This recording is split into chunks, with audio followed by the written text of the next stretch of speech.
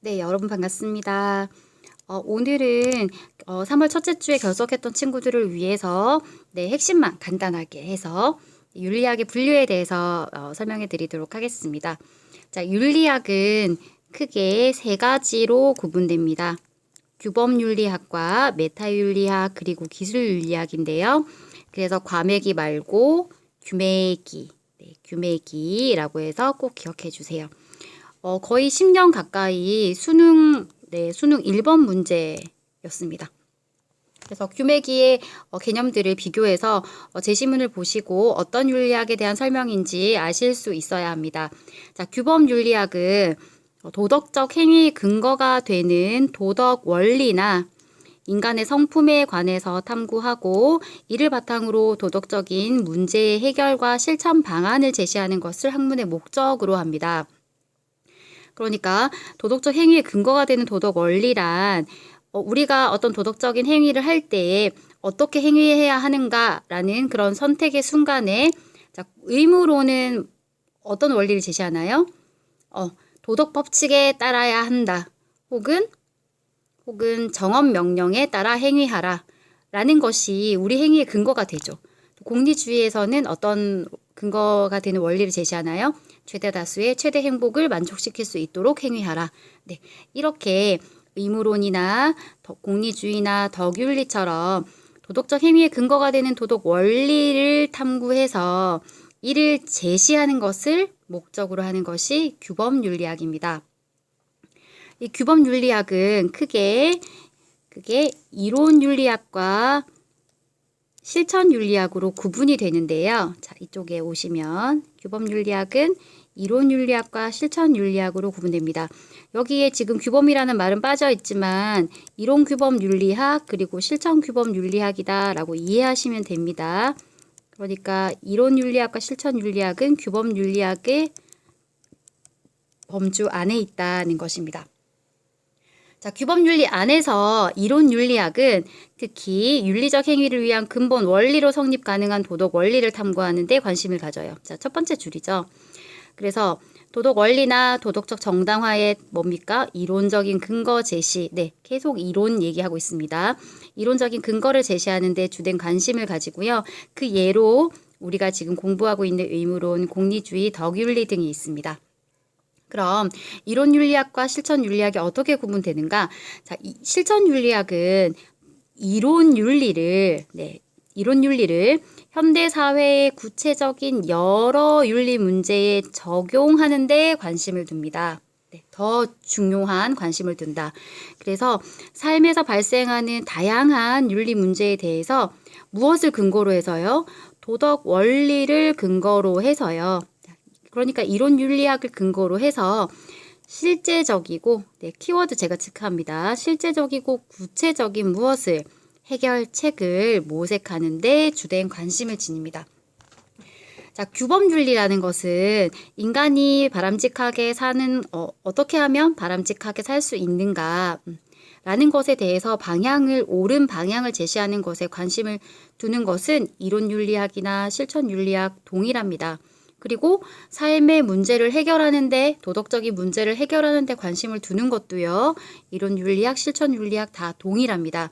그런데 굳이 구분을 하자면 실천윤리학이 등장하게 된 데에는 이유가 있는데요. 자, 실천윤리학의 등장 배경 아래에 있습니다. 자, 구체적인 행위에 대한 지침을 제공하지 못하는 무엇 때문에? 이론윤리학의 한계 때문에 이론윤리학이 한계가 있었네요. 구체적인 행위에 대한 지침은 제공하지 못했던 거예요. 어떤 삶이 바람직한 삶이다라는 것은 제시를 했지만 우리 인간이 살아가면서 얼마나 다양한 상황을 맞이합니까? 그럴 때 구체적인 지침을 제공하지 못하는 이론 윤리학의 한계를 극복하기 위해서 뭐가 등장했다? 실천 윤리학이 등장했다라고 보시면 됩니다. 두 번째, 세계화, 정보화 등 사회 문화적 변화와 과학기술의 발달에 따른 새로운 윤리 문제가 등장했는데요. 같은 내용입니다. 새로운 윤리 문제가 등장 막 하다 보니까 과거의 이론 윤리학은 의무론, 마땅히 도덕 법칙에 따라 행위하라. 공리주의, 최대 다수의 최대 행복을 만족시킬 수 있도록 행위하라. 이런 원리에 따라서 적용을 하기가 너무 모호하죠, 이 원리가. 그래서 다양한 문제, 새로 발생한 다양한 문제들, 그리고 특히나 과학기술의 발달에 따라서 새로 등장하는 문제들에 대처하기 위해서 뭐가 등장했다? 실천윤리학이 등장했다 입니다. 그래서 실천윤리학의 등장 배경으로 요나스라는 학자가 이렇게 설명을 했습니다. 기억해 주세요. 자, 요나스라는 학자는 이렇게 그래프를 그렸어요. 여기서 이것은 현대 과학기술의 발달 속도입니다. 칸이 부족한데. 자, 이것은 현대 과학기술의 발달 속도. 과학기술의 발달 속도가 이렇게 급속도로 이렇게 빠르게 발달하고 있는데 무엇이 이를 뒤따르지 못하고 있다는 거예요. 자, 이렇게 이것은 뭐냐? 윤리적 숙고 혹은 윤리적 논의가 과학기술의 발달 속도를 따라가지 못함으로써 따라가지 못함으로써 여기 이렇게 발생하는 게 뭐다? 자, 이 부분을 뭐라고 설명하냐면 윤리적 공백이 발생했다. 윤리적인 공백이 발생했다는 겁니다. 여러분 이해되세요? 예를 들면 자율주행 자동차라는 과학기술이 이미 다 개발이 됐죠. 그렇지만 우리가 상용화하지 못하는 것은 만약에 자율주행 자동차를 타고 가다가 서로 타고 가다가 사고가 났을 때 그럼 그 사고의 책임을 누가 져야 할 것인가? 네, 운전 자율주행이잖아요. 자동차가 운전을 했잖아요. 그런데 거기 타고 있는 사람이 책임을 져야 될 것인가? 혹은 자동차를 만든 그 회사가 책임을 져야 될 것인가? 혹은 그 자율주행 자동차의 프로그래밍을 담당했던 사람이 개발자가 책임을 져야 될 것인가? 이러한 부분들에 대한 뭐가 부족해요?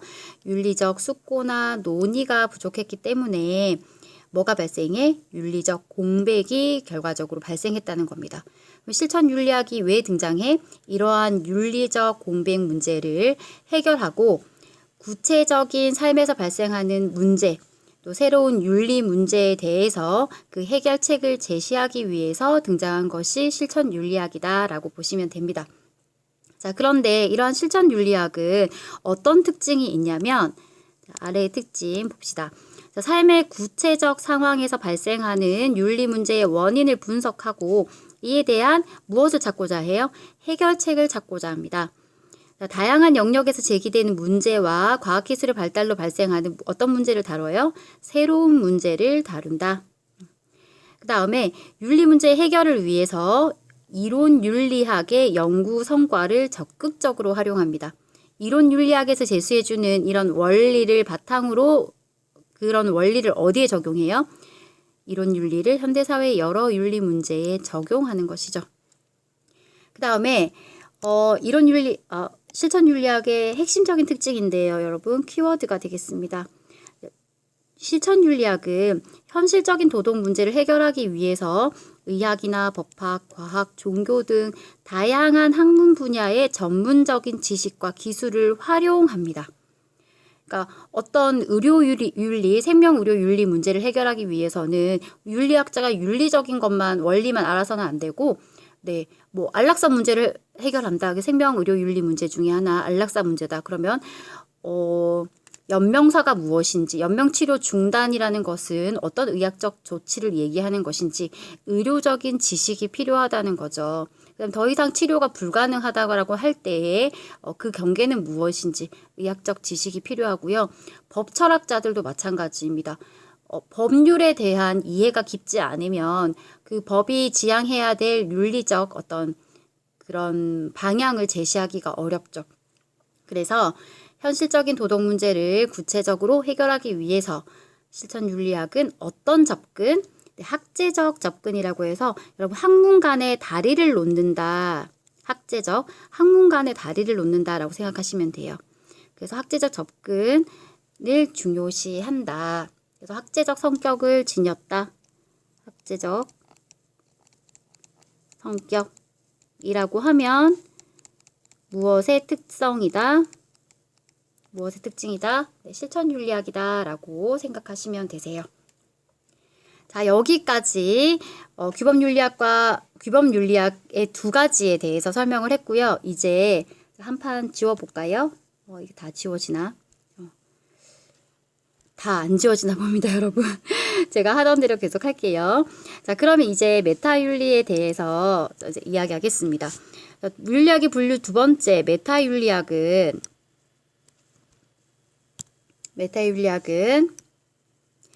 그래서 메타라는 말을 그리스어로 메타 뭐뭐 위에라는 뜻이에요. 메타 윤리학이니까 무엇에 의해서? 윤리학에 의해서 윤리학을 들여다본다라고 생각하시면 되세요. 자, 규범윤리학은 고대 그리스부터 이제 우리 윤리 사상사가 시작되었다고 보시면 되거든요. 그러면 고대로부터 인간의 바람직한 삶의 방향을 제시하는 윤리학들이 쭉 있어 왔는데 이제 1900년대, 1930년, 40년 이렇게 되니까 세계적으로 어떤 문제가 발생해요? 세계대전이 발생합니다. 그러니까 온 세상이 다 막 전쟁이고 사람들을 죽이고 죽고 죽이고 하는 그런 잔혹한 그런 일들이 막 벌어지게 되니까 윤리학자들이 의문을 가지게 된 거예요. 과연 윤리학이라는 것이 학문적으로 성립 가능한 것이라면 왜 사람들이 저렇게 비윤리적으로 사는 모습을 보이는 것일까 하면서 의문을 가지게 돼요. 윤리학이 학문으로서 성립 가능한 것인가? 라고 확인을 하고자 합니다. 그래서 두 가지를 확인하고자 하는데요. 첫 번째는 도덕적 언어의 의미를 분석하고요. 두 번째는 도덕적 추론의 구조를 분석합니다. 논리, 구조. 구조가 과연 정당한지를 검증하기 위한 구조를 분석합니다. 그래서 이 두 가지를 왜 분석하겠어요? 윤리학이 학문으로서 성립 가능한지를 확인하기 위해서입니다. 그래서 메타윤리학은 자, 여러분 도덕적 언어라는 것에는 도덕적 언어에는 어떤 게 있나요?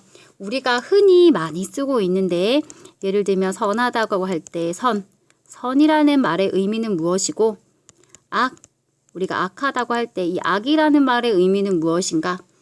또 옳다, 그르다, 바람직하다 이런 말들은 여러분 가치 판단이 개입되는 이런 용어들은 다 도덕적 언어라고 보실 수 있어요.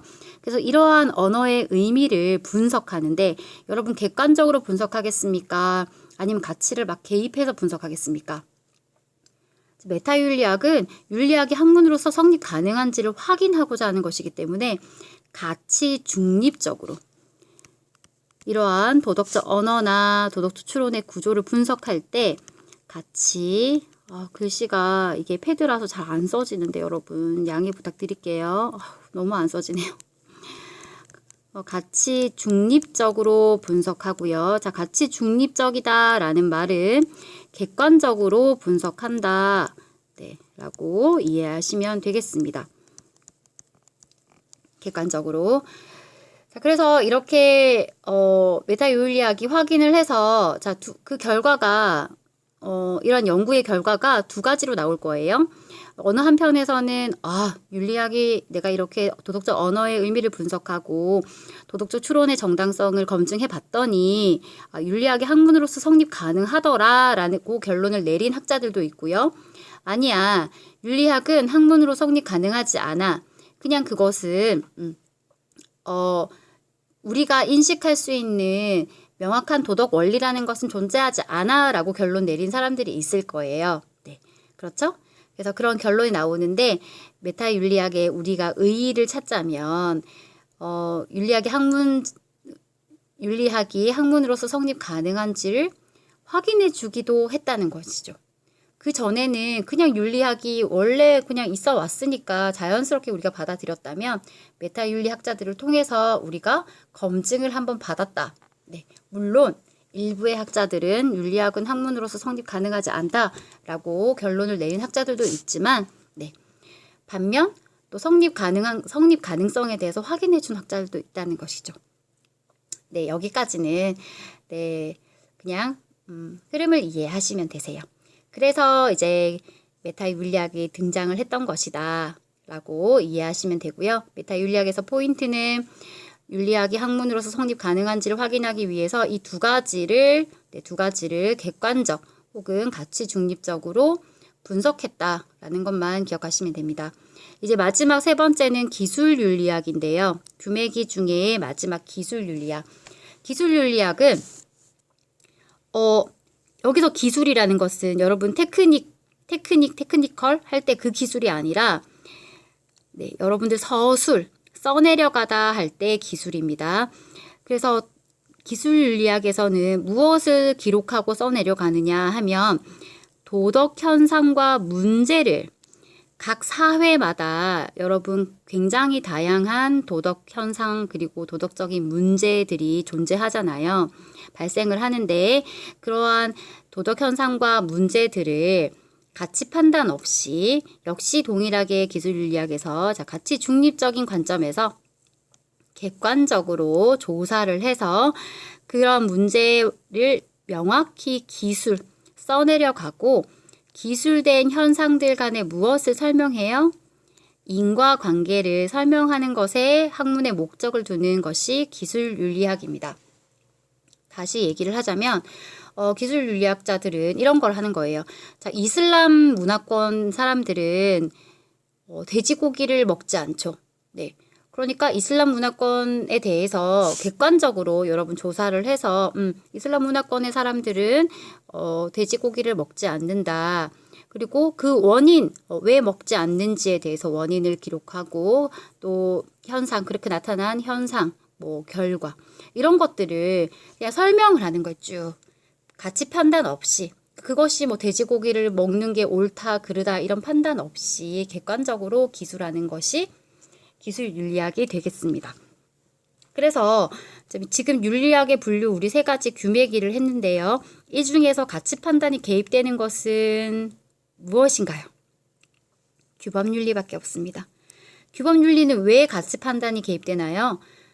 사람들에게 바람직한 삶, 네, 옳은 삶의 방향을 제시하기 위해서는 무엇이 옳고 그른지에 대한 판단이 필수적이기 때문입니다.